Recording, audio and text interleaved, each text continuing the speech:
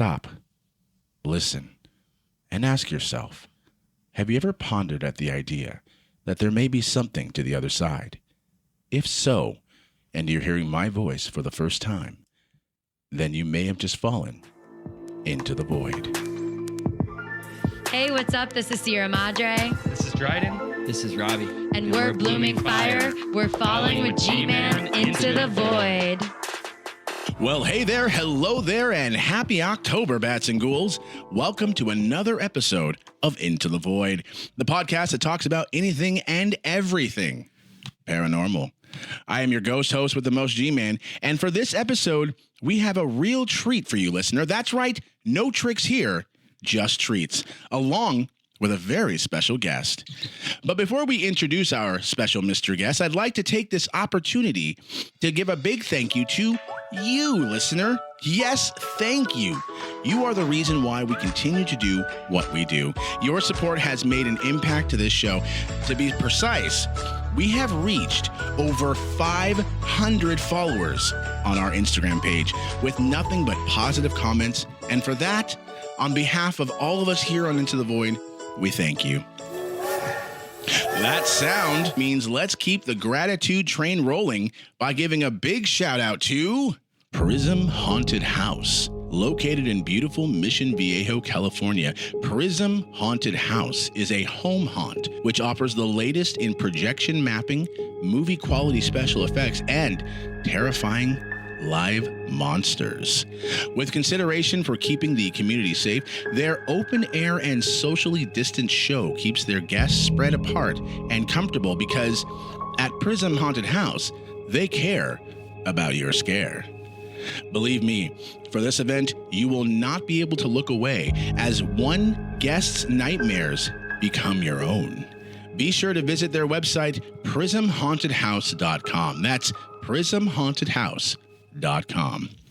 And of course, what kind of podcast would this be without a word from our sponsor for this episode? As it looks like the pandemic will be going into overtime, it seems to be a good idea to stock up on face masks. And while you're in the market, be sure to head on over to Tiny Sea Crafts on Instagram and pursue their extensive inventory. You can also check out their Facebook page or visit their website, tinyseacrafts.etsy.com, to make your purchase. You can also follow their hyperlink on Instagram to get to their Etsy page to make your purchase. Also, be sure to read the details for each item for important information. With a design for every season and style, there is sure to be something you'll love. Tiny Sea Crafts expertly creates fashionable, eye-catching face masks at a sensible cost for children and adults. Tiny Sea Crafts has so many different prints. There is bound to be something for everyone. Just go to Instagram and visit tiny_C_crafts to find your mask today. That's tiny_C_crafts. Welcome back, listener. Now, I believe it's time for me to introduce our ever-exuberant co-hosts. So without further ado, let us welcome a man who makes the ghosts shake and headstones quake. Bats and ghouls, please welcome the man, the myth, the legend, and all-around great human being, Rene, the International Harvester Bravo. I like that. That was good. That was a lot. I was like thinking, I'm like, wait, is he introducing strangers? That was a big one for you. That was a big one. You know, Rene, Halloween is right around the corner. It is. Do you plan on doing anything this year, even with the whole COVID restrictions? No, actually, because I'll be working on that day. I'll be here at the store. I'm trying to think of a costume to wear. It's torn between either Brothor from Endgame. Okay. And he's all like in his like Crocs and like his sweater. Oh, and, nice. There's a wig. Or there's an inflatable Han Solo and Carbonite that I can just kind of like put in front of me. Dude, how great would that be? Yeah, just here at the shop. People walk in and they're like, hey, look how, oh, wow, hey, that's smart. Yeah. I like that. And now, bats and ghouls, please welcome back to the studio, a man who can play the kazoo better devil himself, the Strange One. Hey, listener, welcome back to the show. It's great to be here. And Well, listener, we are currently trying to dip and dodge this fly that's in here, trying to avoid a Mike Pence moment. Yeah, Robert, seriously. This thing is just flying around. Let's hope it doesn't land on my head during the debate. Well, happy October, gentlemen. Now, gents, before we get to our main event, I have a burning question to ask you. Mm-hmm. If you can pick one thing about October this year that you like, what would it be? For me, it would have to be watching like scary movies all month long. Ooh, nice. Yeah. Are we talking like marathon That's of scary movies? No, if anything, watching at least one scary movie a day for the whole month, or two, or as much as you can. Like, yeah, that's for me. It gives me the excuse to watch horror movies. Nice, every day. It's a good goal. Yeah. Nice. Is there any specific horror movie that you are actually looking forward to watching this Halloween season? I don't even know. There's like, with everything that's going on, there's no new movies coming out. Right. If anything, it's the it's the ability to watch certain horror movies I haven't seen yet. Okay. Yeah. All right. And what about you, Strange One? Let's see. Well, my favorite thing, generally my favorite thing overall is just the overall creativeness that we have with the community.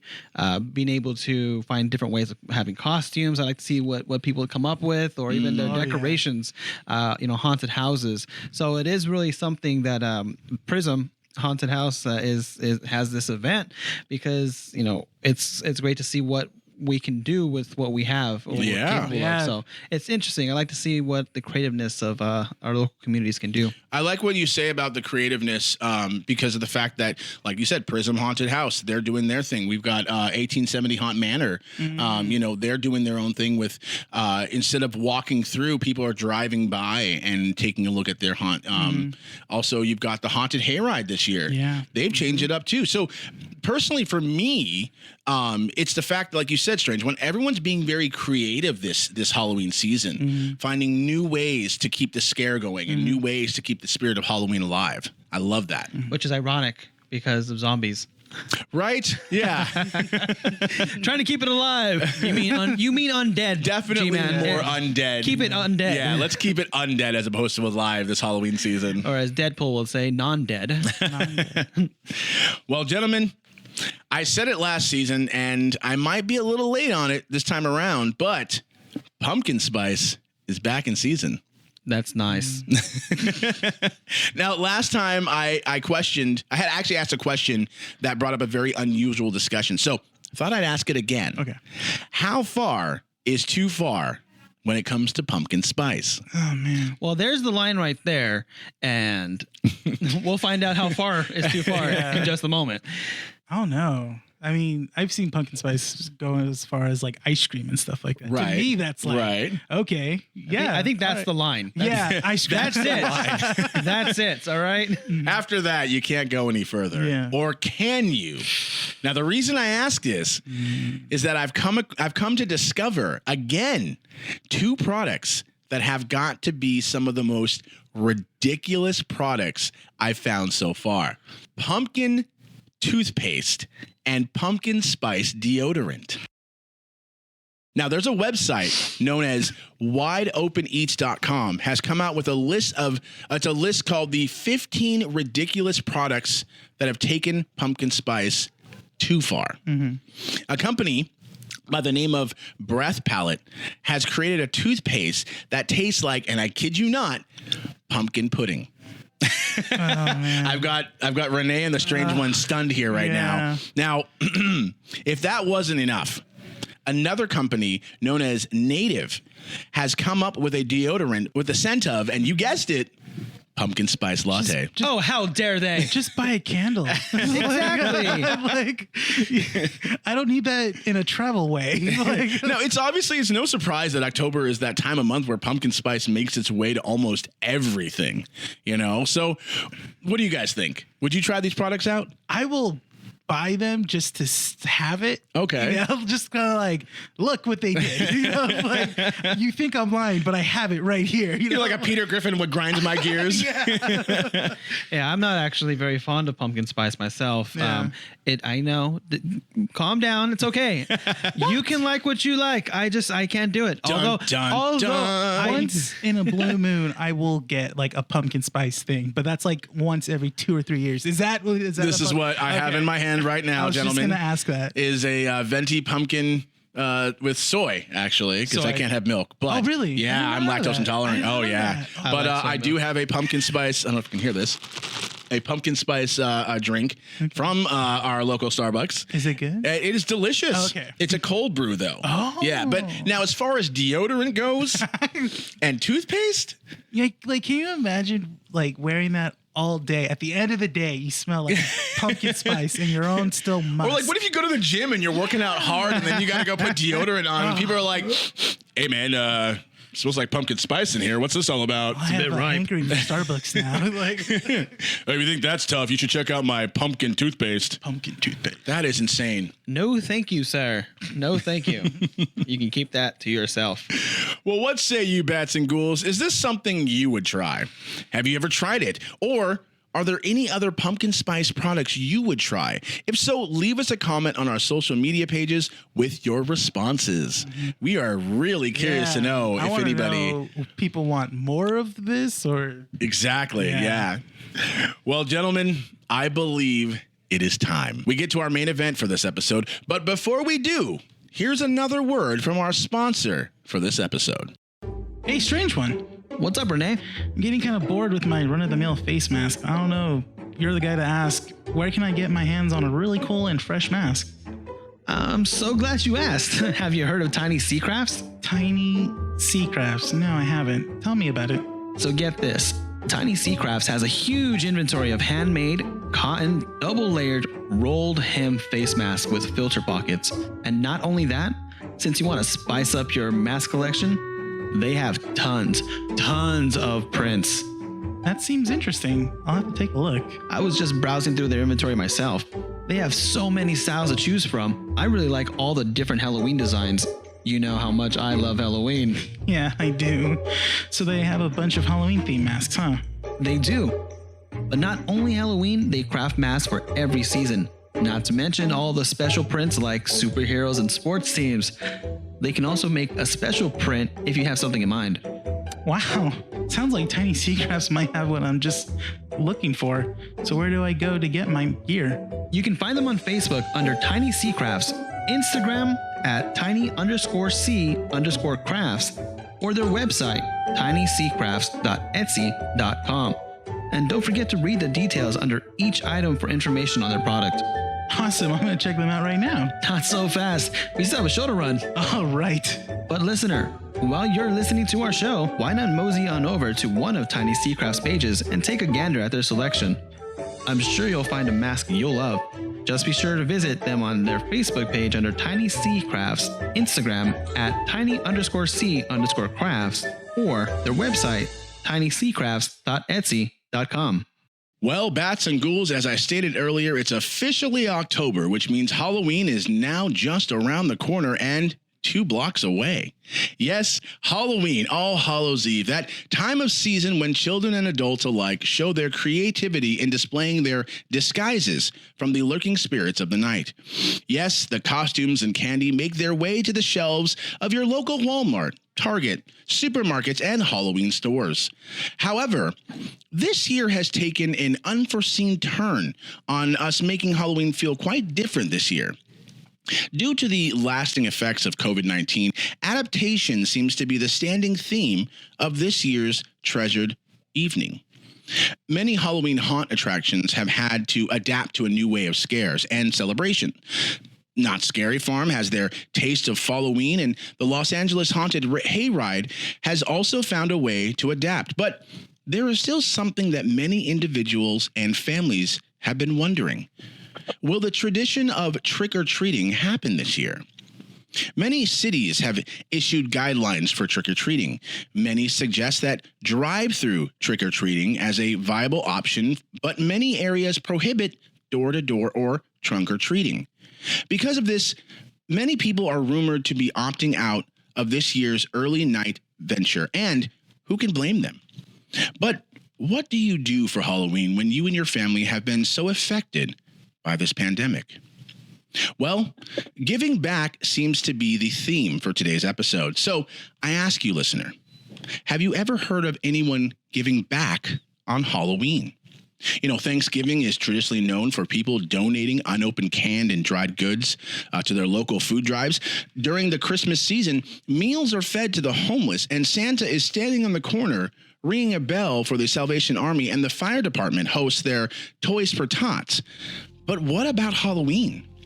Well, what if I told you there was a way to give back during the Halloween season? Well, that's exactly what our special guest is doing for this Halloween season. He has found a way to give back to people who have been affected by this pandemic and more.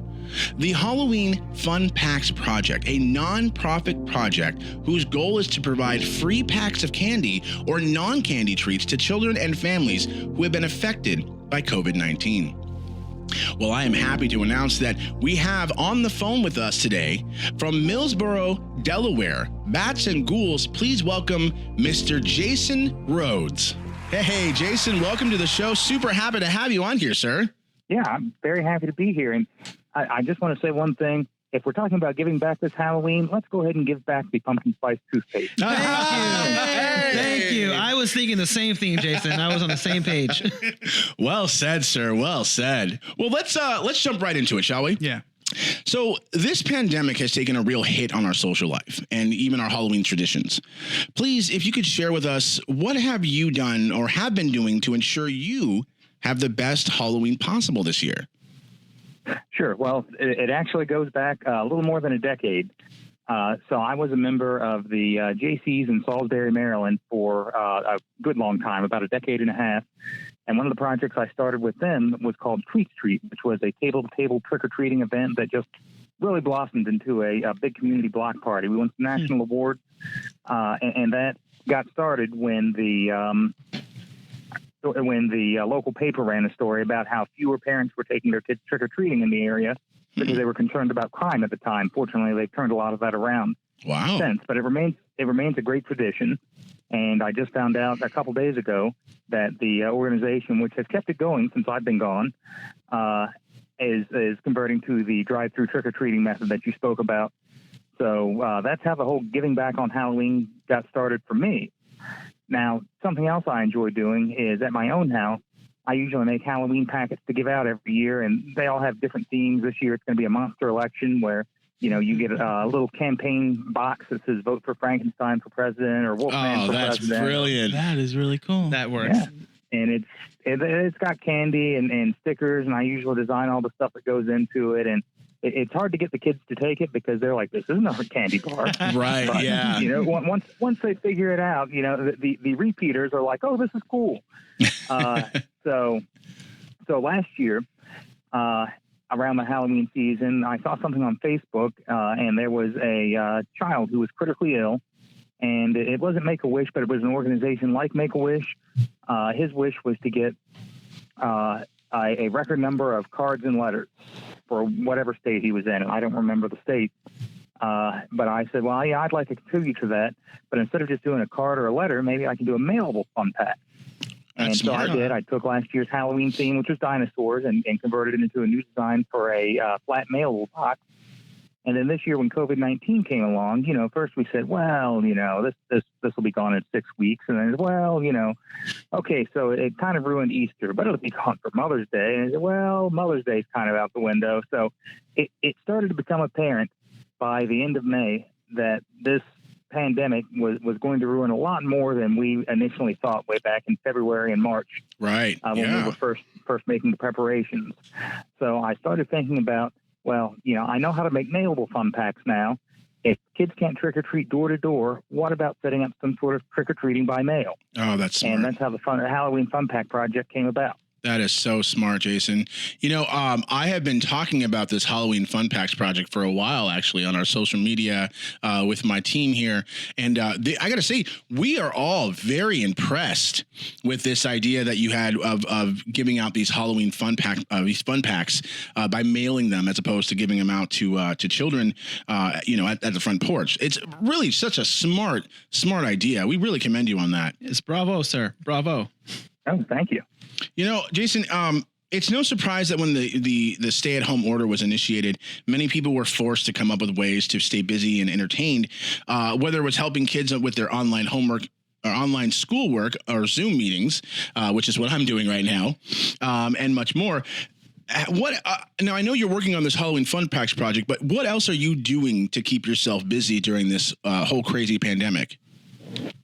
Well, I'm working from home and have been since March, and that's been a new experience, but not. I work in public relations, and everybody in my office is already set up to work at home in the event of an emergency. Okay. So now every day is an emergency. Yeah.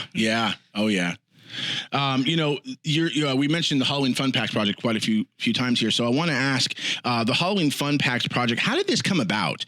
I know you said that you were passing out Halloween candy throughout the years, and you were passing out these packs, which is, again, really, really smart. But did you wake up one morning and the pandemic happened and you were like, this is what I need to do? Or was this kind of like a trial by error, or was this slowly planned out? How did this all come about? Well, it really all kind of goes back to, again, my time in the JCs. Okay. Late May, early June was when I would start fundraising for my JC's Halloween event, Treat Street. And I've been out of the JCs for about a year now. And it's been a couple years since I actually ran Treat Street, because I passed it on, sort of passed on the torch, so other people were running it by the time that I left the organization. I always get the itch around late May, early June, thinking about Halloween. I'm so glad I'm not the only one who gets an itch on that, by the way. That's amazing. But I was thinking about, Halloween and, what happens if I can make the packets to give out this Halloween. And, graphic design is a hobby of mine, and I would say that 80% of the graphic design that I do is Halloween based. So it was just coming up with ideas, and the more ideas I came up with, the more I thought, it would be a shame not to do something with this. Yeah. And so the Halloween Fun Pack project came about. That's beautiful. How would you say that this project differs from the other seasonal donation programs that are out there? Like, what makes this stand apart? Well, usually when you mentioned some examples earlier, you go and volunteer at a Thanksgiving event. You give money to the Salvation Army. Again, with the JCs, we always have gone out and taking children in need Christmas shopping in early December. And that really feeds your soul. And but you don't always get to see the goodness that happens. If you donate to the Salvation Army, you're doing good, but you don't get to see that you're doing good. When you take when you buy Christmas presents for kids, they're getting them on Christmas. They're going to be overjoyed, but you don't get to see that. Right. With the Halloween Fun Pack project, and this is I guess kind of selfish on my part. The parents are telling me, "Oh, this is so great. Oh, this trick or treating is not happening in our area this year, and I just can't believe I found this thing that is going to make everything better, or at least a little better." Yeah. And that to me is, on my end, what makes it different. What makes it different to the recipient? First of all, I think that the parents are leaving this a secret for a lot of their kids. So they're going to be surprised. Kids, I don't know about anybody else. When I was a kid, I liked getting mail. Oh, yeah. So not only are you getting mail, but you're getting mail that has candy in it. Yeah. When you can't trick or treat. So it's the trifecta of wonderful kid stuff. You're talking about mailing candy, and I'm curious.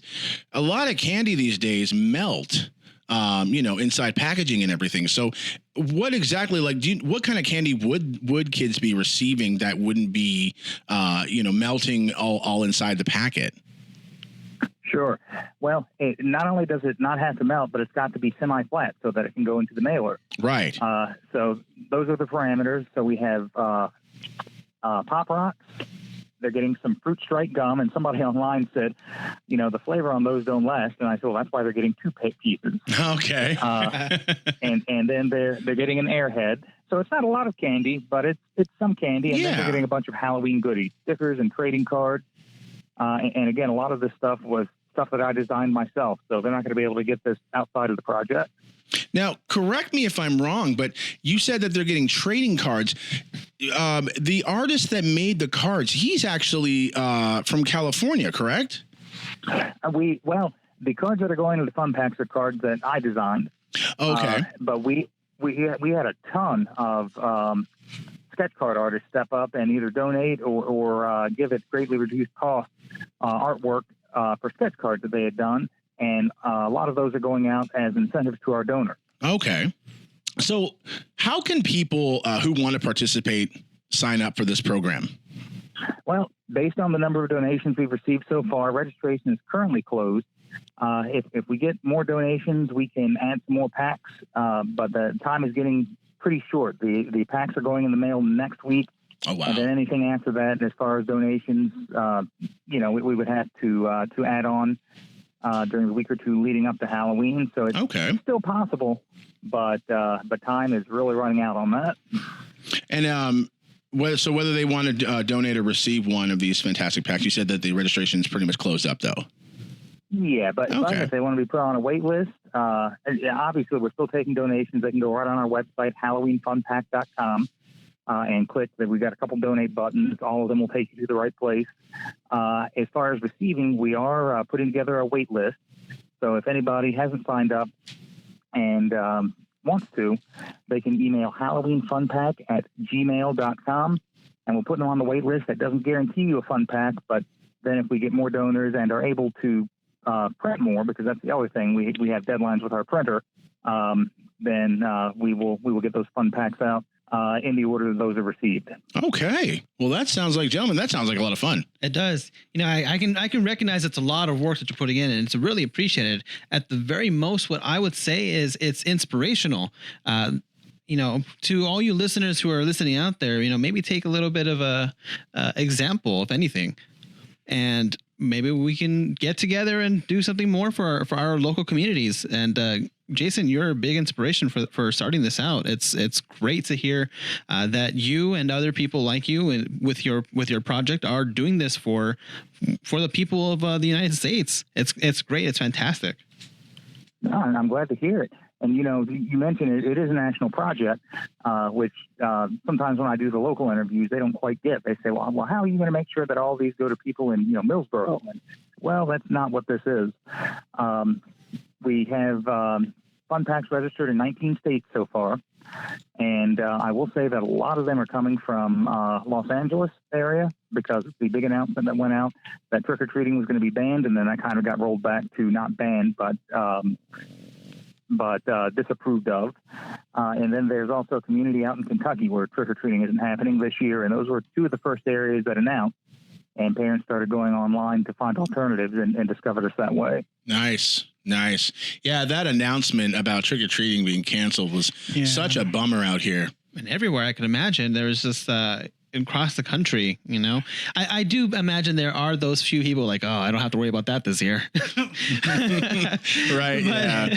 Like no one's coming to my door, but it's great. As I mentioned too, what I look forward to is just the how people can come up with different types of ideas. I love it when people make their own costumes and put things together. Yeah. I remember when I was a kid, I was Zorro in the 3rd grade. Nice. At 2nd grade. And my mom made me that costume. It was fun. I was really excited. So to see that now, even now with more creative people out there putting things together, it's really something to see. So to everybody who's out there participating, it's great that we can see that thanks to people like you, Jason, that there's still people moving forward and there's still creativeness out there. Yeah, and that's been really fun for me. The mailing and the postage and the folding and the gluing. That part hasn't been as fun, but actually designing the stuff and then having it come to fruition, that was a lot of fun. Yeah, Jason, this G-Man here. I wanted to ask you, this is actually a question that I don't have on my list of questions here. One, are you going to be dressing up this year? And 2, what are you going to be this year? I don't usually dress up, but I have Halloween pins and, Halloween shirts and things like that I usually wear. Oh, nice. And again, I keep going back to my time in the JCs. The first couple of years we did our event, I dressed up. And then by the second year, it kind of dawned on me that the volunteers, when they needed something, couldn't find me because I was dressed, in costume. So from then on, I just wore an organization shirt with a name badge, and everybody knew who I was. So, I don't dress up handing out candy at home anymore, but, I certainly dress in the Halloween spirit. Awesome. That's great. So, Jason, there is something we have come to ask each of our guests, given the theme of our show. And as you know, we are a paranormal podcast. And so have you had any paranormal experiences? I have not personally had any paranormal experiences that I'm aware of. But my father actually is an amateur folklorist and has over the years collected different ghost stories from my hometown in Maryland. Wow. So I can't share a personal paranormal experience, but I'd be happy sharing a couple of those if you'd like. Yes, please. We would love to hear this. This is great. All ears here. Sure. Well, I'll tell you a couple of ghost stories, and then I'll tell you a ghost story with a twist ending. Oh, okay. So, let me get my popcorn. Let me get popcorn going here. I got my Starbucks pumpkin spice latte drink. And before we start, David, can I get some mood music, please? All right. Well, the first story that I'm going to tell allegedly happened to my a relative of my father's next door neighbor. His name was Lloyd McCready. And all these stories happened in or around Chrisfield, Maryland, which is a very small town on the eastern shore. But at one time, it was the second largest town in Maryland because that's where all the boats were registered, because that's where all the seafood harvest took place. So, and that comes into play into one of these stories. But so this man, Lloyd McCready, lived next door to an ice cream stand. So, every time he passed the ice cream stand, he'd look and see if there were any ice cream wrappers in the ditch. And the guy that ran the stand did a pretty good job clearing out the ditch, but it was just force of habit. So he was also a card nut, loved to go play cards, and his wife wanted him to stop. Said, cards are the devil's game, and he said, whatever, I'm going out to play cards. So went over to his friend's house to play cards. The four men sitting around the table, and so he got lucky. He won the first hand that night, and but he won it with 4 kings. But okay, well that's pretty cool. And he said, well, and I've also got an ace, and it was the ace of spades. And somebody said, oh, well, you got to watch out. Spades are the devil's hand. And they all had a good laugh. So they played another hand. He won again, and this time he had a flush of spades. So, okay, you won again. That's your good luck tonight. More spades, ha. Played a third hand. He got another straight, all spades. And then it was like, okay, this is getting a little spooky now. Played the fourth hand of the night. He got a royal flush, all spades. And that's when they were like, yeah, no, maybe we should call this a night. So, he's feeling pretty good because he's won all this money. So he goes home, looks in the ditch like he always does for ice cream wrappers, force of habit. But instead of seeing an ice cream wrapper or lack of ice cream wrapper, he sees a vision. And the vision is the devil sitting around with 4 men in shackles playing cards. Ooh. And it's very clear the devil's won. He's got all his chips in front of him. And so the guy goes out of his mind. He hasn't been drinking, runs to his wife, and says, you'll never believe what I just saw. And so his wife gets spooked. And they go back and look, and, his wife doesn't see the devil, but it's very clear something has been in the ditch. So she says, you got to get rid of this money. It's the devil's money. You got to get rid of it. So they go find the preacher of the local church, knock on his door. It's midnight or thereabout. He answers the door. They wake him up, hand over all the money to the church. They know, you can't wait till tomorrow, can't wait till Sunday morning. It's got to be now. So go back home and tell him he's got to come back and consecrate this ditch, and which he apparently later did, if the story holds water. So on the way home, they look in the ditch one more time, and they don't see any ice cream wrappers. This time they see playing cards all torn up, except for the royal flush of spades, which is laying in the ditch with burn marks at the bottom. Ooh. Yeah. And they said that, not only did he not play cards again, he also didn't buy ice cream from that stand anymore. Yeah. Oh, my goodness. Wow. That was really good. I like that. Yeah, I Yeah. like that too. Yeah.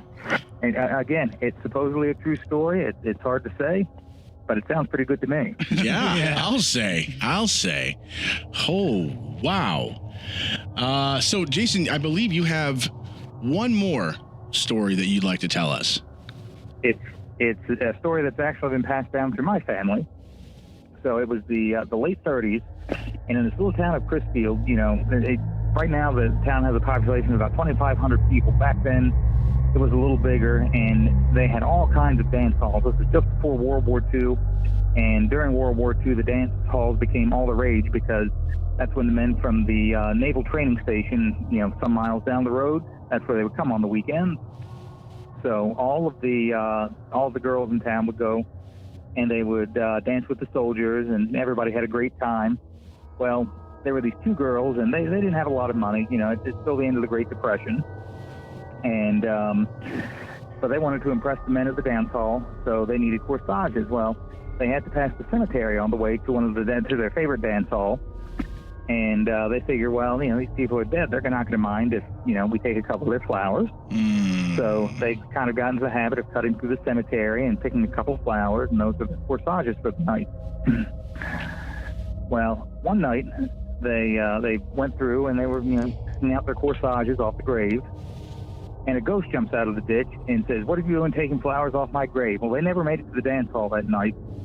They ran straight home, didn't tell a soul about it, until many years later. And then they were like, it was, we saw a ghost. It was a real ghost. Well, eventually the jig was up because we're talking maybe 20 years down the road. Finally, somebody admitted, I knew you were stealing those flowers, and I told you not to steal those flowers. So I did something about it. So I put a sheet over my head and jumped out of the ditch that night and told you not to steal the flowers anymore. And the reason I know that story is true is because the ghost was my grandmother. Okay. Well done. That was good. Oh, could you imagine your grandmother doing that? Oh my gosh. Oh my goodness. Wow. That was good. I like that one. She was a lot younger then. Oh my goodness. Well, Jason, that was fantastic. Thank you so much. That's fun. Yeah. Well, gentlemen, I think that about covers everything for this episode. Jason, though, before we go, I wanted to ask you, where can I know you said there was a waiting list. So where can people go to sign up to be on their waiting list for the Halloween Fun Pack? They can send an email to halloweenfunpack@gmail.com, or if they want more information about the project itself, they can go to www.halloweenfunpack.com. Perfect. That is perfect. Well, Jason, again, thank you so much for joining us. We really, truly appreciate you and your time that you've done to combat the challenges towards Halloween because of the COVID-19 pandemic. Glad to do it, and thank you for being a supporter. This was great. Thank you so much. All right. Well, I think that's going to do it for another episode of Into the Void. But before we go, gentlemen, do you know what time it is?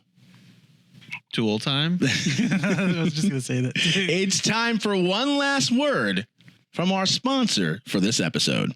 Looking for a new mask to help stay safe this Halloween season? Well, Tiny Sea Crafts has just the mask for you. With their wide variety of masks for children and adults, there's something for everyone. From Star Wars to the NFL to the Avengers to Batman, they've got it. If not, they can put together a print of your choice. Just DM them for the details. Looking for something to go with the Halloween season?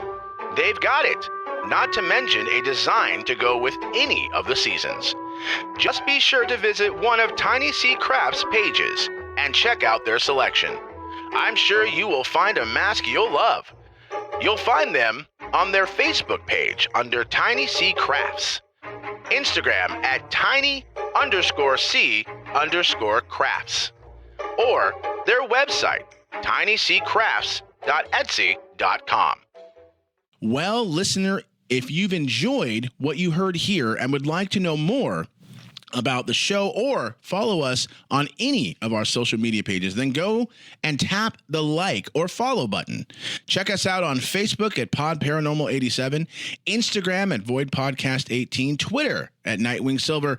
Be sure to check out our website, intothevoidpod.com. That's intothevoidpod.com. And also, if you'd like to support the show, be sure to join our Patreon, patreon.com/Into the Void. All right. Well, that's going to do it for me.